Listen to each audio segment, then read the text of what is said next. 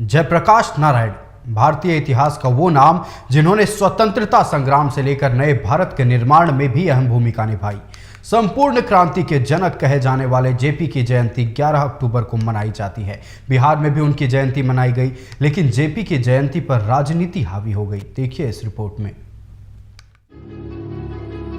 भारतीय इतिहास में जयप्रकाश नारायण एक ऐसी शख्सियत हैं जिन्हें कभी भुलाया नहीं जा सकता।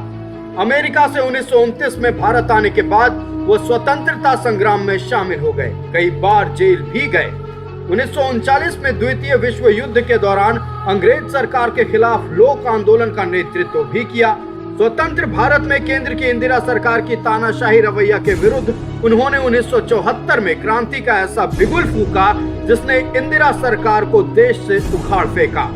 बिहार के सिताब दियारा के मूल निवासी जेपी कायस्थ जाति के समाजवादी विचारधारा के नेता थे, जिन्होंने संपूर्ण क्रांति के दौरान जनेऊ तोड़ो का भी नारा दिया, जिसमें हजारों ब्राह्मण अपना जनेऊ तोड़कर इस आंदोलन में शामिल हुए।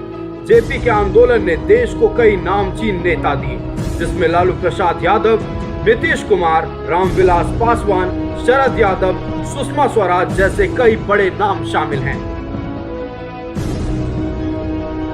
जेपी की जयंती बिहार में राजकीय समारोह के रूप में मनाई जाती है। राजधानी पटना के इनकम टैक्स गोलंबर स्थित जेपी की प्रतिमा के पास जेपी जयंती को राजकीय समारोह के रूप में मनाया जाता है, जिसमें मुख्यमंत्री नीतीश कुमार, डिप्टी सीएम तेजस्वी यादव समेत मंत्रिमंडल के कई सदस्य और पार्टी के कई कार्यकर्ता उपस्थित हुए। आम चुनाव सिर पर है, ऐसे में जेपी के नाम पर राजनीति नहीं हो, ऐसा हो ही नहीं सकता। जेपी जयंती को राजकीय समारोह मनाने को लेकर बीजेपी ने पलटवार किया है।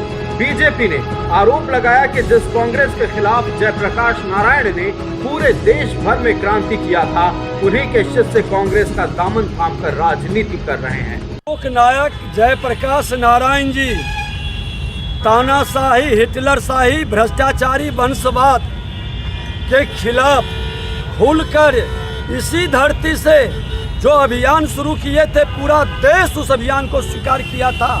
आज इनके जो परम शिष्य बने श्रीमान लालू प्रसाद यादव और नीतीश कुमार कांग्रेस मुक्त भारत का संकल्प लिए थे, जाति विहीन समाज बनाने का संकल्प लिए थे, भ्रष्टाचार मुक्त भारत बनाने का संकल्प लिए थे।